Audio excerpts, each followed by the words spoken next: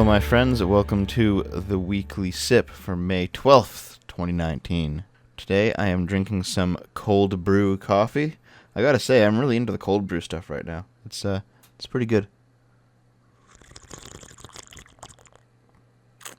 For those of you who don't know, cold brew coffee is basically when instead of taking the grounds and running it through a coffee machine with hot water, you compress it in cold water for 24 hours. And it kind of brews up that way, then you filter all the used grounds out of it, and then you have your coffee. Gotta say, it's pretty good. I want to point out, there are some people who are definitely donating to me through PayPal. That's paypal.me/shortfightotaku. And I really appreciate everyone who does this, obviously. It's not required, but those of you who do, that's pretty cool. However, the honest truth is, I don't log into my PayPal that often, maybe once a month. So there's these two chaps here. I'll censor their names out. But they sent money, and it was canceled because they wanted me to confirm it. And, fair enough. But I just want to let you know that if you send money in that way, I likely won't see it until the cancel date is up, so your payment didn't go through. Of course, there's no obligation to actually do this. There's no obligation to resend it if you are one of the two people who sent this. I'm just saying that if you want your money to go through, you probably shouldn't put a stipulation on it that I see it within a few days and have to click on it, because I don't log into my PayPal every day, frankly. Also, I do have a Subscribestar, subscribestar.com/shortfightotaku. If you want something that's continuous, that's probably the easiest way to do it. Nonetheless, I do appreciate it for you guys making the attempt. I do appreciate everyone who does just straight up send me money. That's pretty incredible, in fact. And I want to ultimately stress that there is no obligation for any of you guys to do this, okay? I'm grateful, obviously, but you don't have to. So the first two articles that I have are articles that I wanted to use during my my piracy video, but I just really couldn't find a way to fit them in. So I figured we'd talk about them here. E-waste recycler must serve 15-month sentence for selling discs with free Microsoft software. Eric Lundgren, an e-waste recycler and inventor, will have to serve a 15-month prison sentence for selling Microsoft Restore discs. Lundgren received a sentence months ago, but a federal appeals court confirmed it earlier this month. He'll also have to pay a $50,000 fine. Although Restore discs are given to everyone who buys a computer with a licensed version of Windows and can be downloaded for free, Microsoft decided to press criminal charges against Lundgren for distributing the discs, which he did to help people keep their computers running longer. Microsoft argued that this free-to-download software was worth $25 per disc, which the court accepted. Lundgren had 28,000 discs made and shipped to a broker in Florida in an effort to sell them to refurbishing shops for 25 cents each. These shops then wouldn't have to make them, and users who don't necessarily know they can go online to download the software could preserve their computer without needing to buy an entirely new one. The appeals court says Lundgren's infringement of Microsoft products cost up to $700,000. Basically, what Eric Lundgren tried to tackle here is, we all know that a lot of our electronics have like a built-in half-life, right? You can expect some of the newer phones to die, in the next 5 to 10 years, just outright. You can expect a lot of newer computers to just conk out. And e-waste recycling is basically the practice of taking old electronics, pulling them down for their constituent parts, and making new electronics out of them, or alternatively, extending the life of old electronics. And I think we all know at this point, at least intrinsically, that we do have a just replace it problem in our consuming culture. Back in the day, you had TV repair shops. Those don't really exist anymore. You just go out and buy a new TV. Shit like that. People would rather buy new rather than repair what they have. And I think we can all agree that that's a problem. But this fellow here, Eric, his solution was to sell Restore discs with software on it that Microsoft provides for free. That's obviously illegal in terms of copyright infringement, but I don't think it's immoral. I don't think it's bad. Like, there's a lot of people who don't know that this software exists. And maybe you get to them by saying, hey, 25 cents, I've put it on a disc for you. You're not buying the software, you're buying my efforts in putting it on this disc and giving it to you in a more convenient way. Now, that seems like a reasonable argument to me, but the court obviously disagreed. And this does, in fact, tie into the right to repair campaign that I mentioned in the piracy video. Companies have gotten too aggressive in pushing us to throw things away and buy new things. What we should be doing instead is reusing more, repairing more, and recycling the rest. I agree. I don't know if going up against Microsoft in this way was the way to do it, but very clearly there's a problem here. Yeah, like, reread this for a second here. Restore discs are given to everyone who buys a computer with a licensed version of Windows and can be downloaded for free. You can just get them off the internet. But because this guy wanted to package them and sell them, and be maybe a bit more convenient than trying to hunt for it on the internet in doing so, he was hit with a copyright suit. And his position is that Microsoft doesn't really care about the e-waste issue. They just want to maintain their own profits, keep people buying new stuff. And I think that's probably the case because right here, Microsoft argued that the free software was worth $25 per disc. Why? He's selling them for 25 cents and you give it away for free. Where does the $25 come in? I think it's just punitive.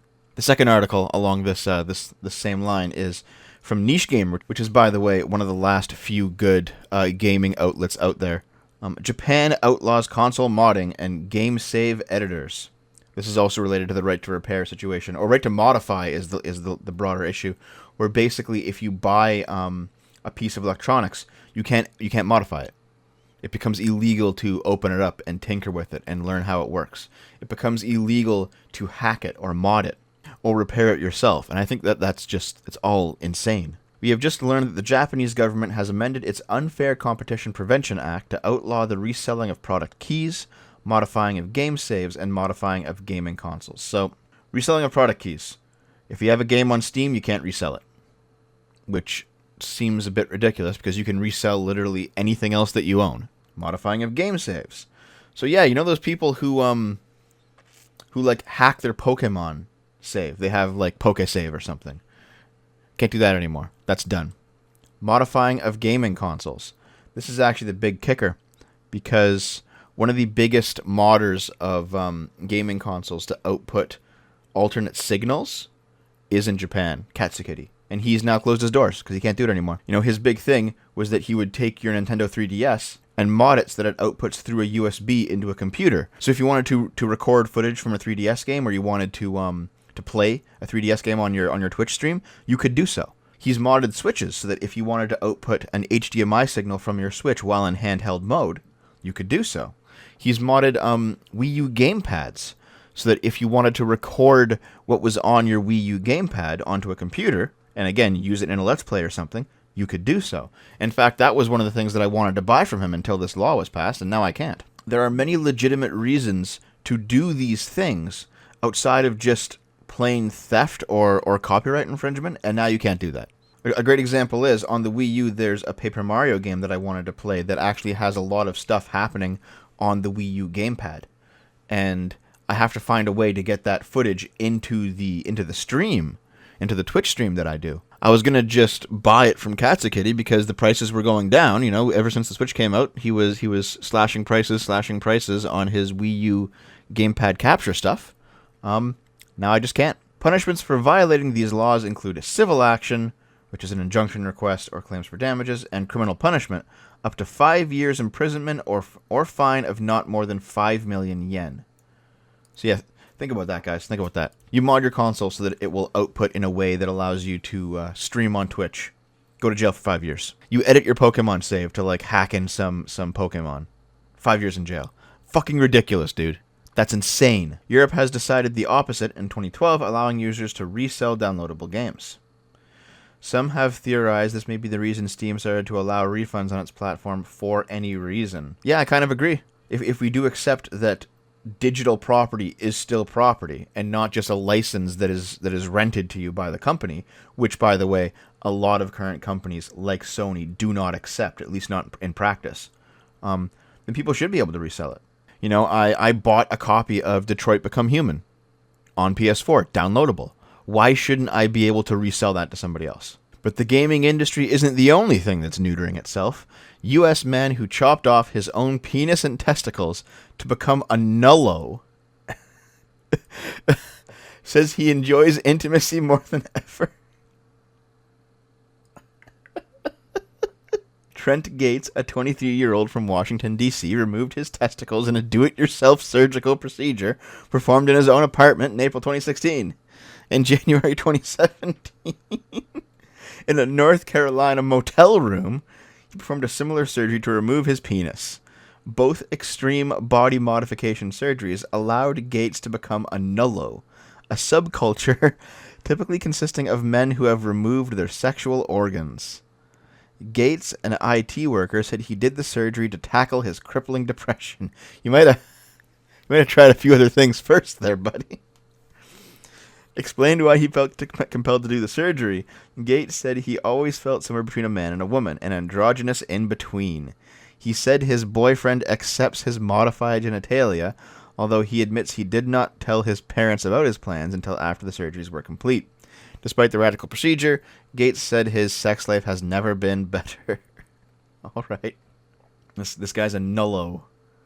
I've never heard of this subculture of nullos. A man sliced off his own penis and testicles using an ultra-sharp ceramic knife so he could become a genitalia-free nullo, and then kept his severed organ in the freezer until his mother threw it out. What? Why? Like, why keep it? Wait, just in case you want to put it back on? Like, were you having second thoughts about it? He was inspired to perform the radical procedure after seeing another famous nullo called gelding at the age of 15. A nullo, also known as a smoothie, is someone who has undergone extreme body modification by having their genitals and sometimes nipples surgically removed. Jesus Christ, I think this guy might have smoothed his brain out along with it. Wait. This is gelding? This guy? What is possibly inspiring about this? The degeneracy does not stop here. I have been having sexual dreams about my father and my brothers. They are so vivid that they seem almost real, and I desperately want them to stop. Let's be honest here. I think most people at least one point in their life have some kind of weird sex dream about somebody they don't want to be having sex with. Step 1, don't publish an article about it on The Guardian. You fucking... Let me just get right to it. I have had a couple of recurring dreams about my father, and even one with my brothers. They are sex-related, and in them, no one seems to mind. I wake up feeling quite disturbed and disgusted with myself that I even had these dreams. My dreams are quite vivid, and I often believe they are real until I wake up. Just last night, I had a dream about my father in which we were sexual. It ended with me realizing that this was not okay and just wanting him to be my father again. I repeatedly asked him if we could just be like how we used to, but before all of it, but to no avail. He did not reply. I really want these dreams to stop, so if you could tell me anything helpful, it would be greatly appreciated. Relax. Our dreams are rarely what they appear to be, and the people who appear in our dreams may be known to us, but they do not represent themselves. Rather, they are symbols for other entities, often aspects of ourselves. Ask yourself, if in my dream my father or brother represents a part of me, which part would that be? If, for example, he represents kindness and familiarity, then perhaps this is a dream about longing to experience those qualities possibly in a partner. These are interesting dreams, and it would be worth seeking meanings. Keep a journal by your bed and write them down in detail as soon as you wake. Do not rely on generic symbols to interpret because each person has unique associations. There are many ways to interpret dreams, and a good dream tender could help you do that. Yeah, I don't know. Like I said, maybe the first step is not fucking publishing this on The Guardian. Alright? If you thought that was peak Guardian, how about this here? My life and sex. I used to rub myself against my teddy bear. In an innocent way. It's a plushophile, dude. I think the honest truth is, there is no such thing as peak Guardian. It's merely an abstraction whose boundaries constantly surpass our understanding. I'm attracted to stuffed animals. The feel of their fur on my skin, their comforting size and their weight in my arms.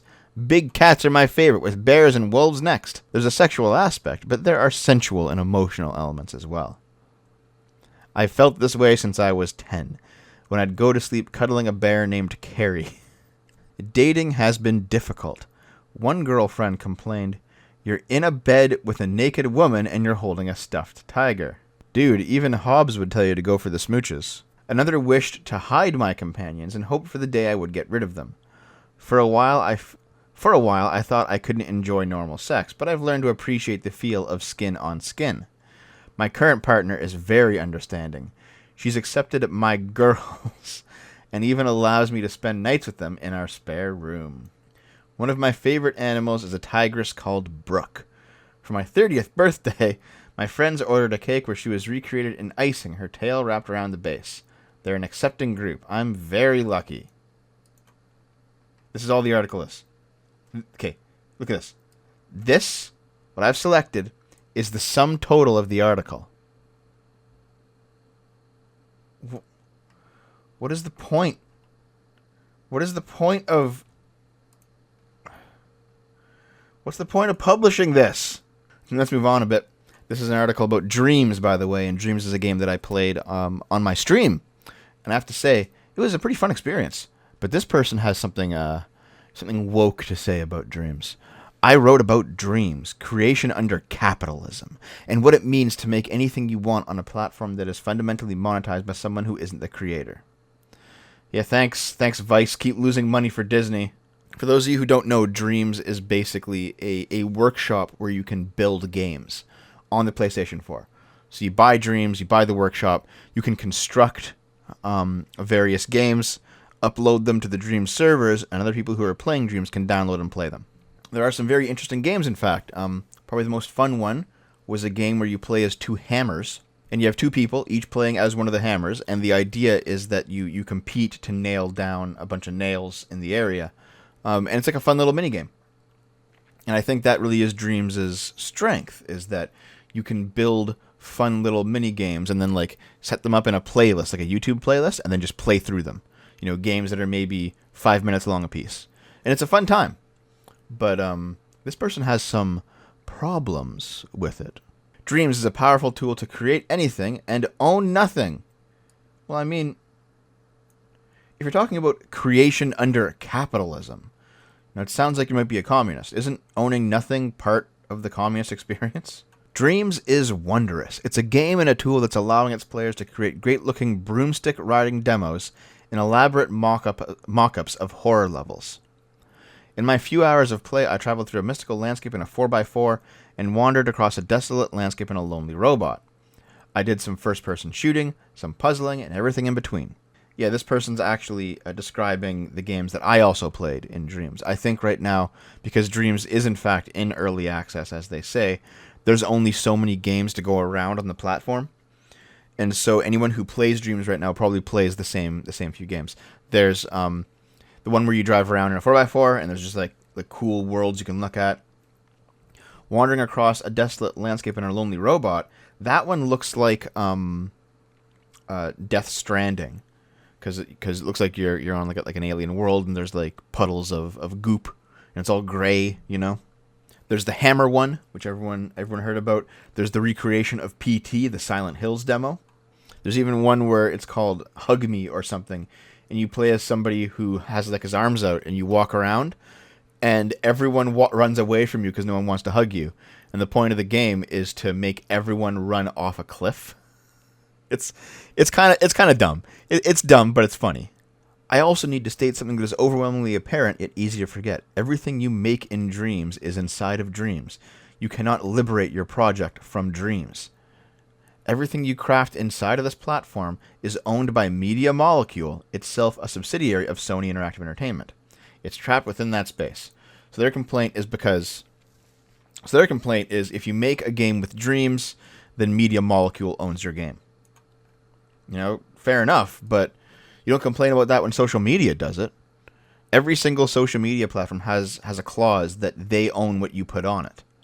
Now, they would have a hell of a time trying to actually get that shit from you, like in court, but they still put it in there. Some idiot at Kotaku wrote that Dreams is not a game, it's a massive virtual artistic commune. This person replies, Dreams isn't an artistic commune because nothing you build can leave. Actually, no, that makes it more like a commune because, trust me, you join a commune, you can't fucking leave.